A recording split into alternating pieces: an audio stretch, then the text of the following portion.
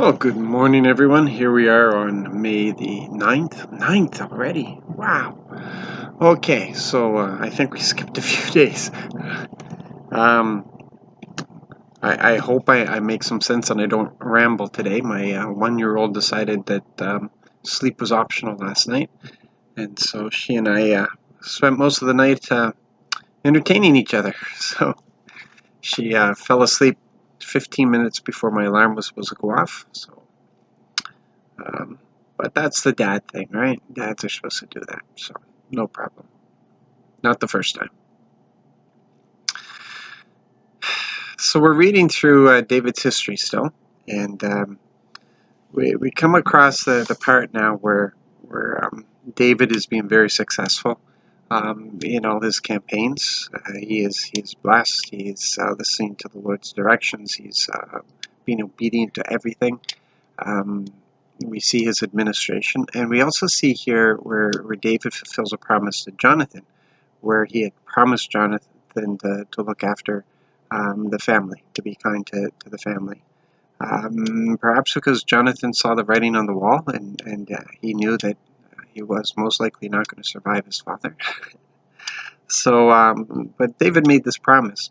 But it was more than just a promise. The reason why David sought out a family member from Saul's family that he could be kind to. It was because David knew that he wasn't king by any of his own merit. As we've said before, David was the least of an insignificant family. He was the least son of an insignificant family. And there was nothing that should have allowed him to become king. In fact, David worked real hard at doing the opposite of what he needed to do to become king. But he knew he was anointed. Samuel had anointed him, but it wasn't something that he wasn't into self-promotion. He wasn't going to do that himself. He was waiting for the Lord to orchestrate all those things. And when he became king, it really wasn't through violent means.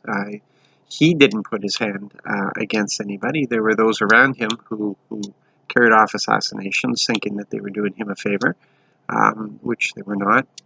But David waited till God arranged everything. So when he became king, he knew it was because God had put him in place.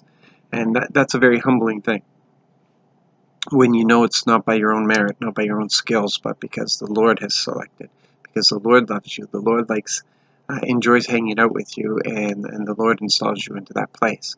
It also emboldens you and encourages you. But if you don't maintain that dependence, it can lead to arrogance, which we see in David later on. But in this moment, it was very much with a humble heart that David reached out to Saul's family, and how much better that it would be his best friend's son that he would get to bless and bring to the table as if he was his own son, treating him as if he was his own son. Uh, that's good for us to remember.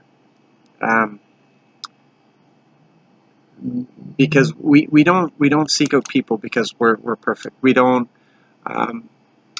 This is the thing I guess I'm chewing on right now, is that we bring an invitation. We don't bring condemnation. We don't condemn people into heaven. We bring them an invitation. That's what Jesus did for us. He came with an invitation, not condemnation.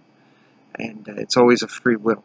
And it's always by grace. And it's what we offer because it was offered to us.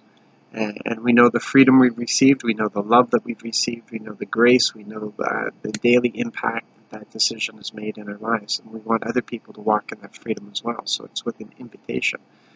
We're not in this position because we merit it. Far from it. Far from it. Far from it. We're here because He loves us. We love Him because He first loved us. And so in turn we love others because He loves them.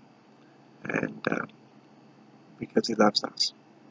So that just be encouraged today. You don't. God's love doesn't change. It stays consistent no matter what you do. He will continue to love you. And we just want to live a life that pleases Him, though. We want to walk in the commandments. We want to be obedient to the voice.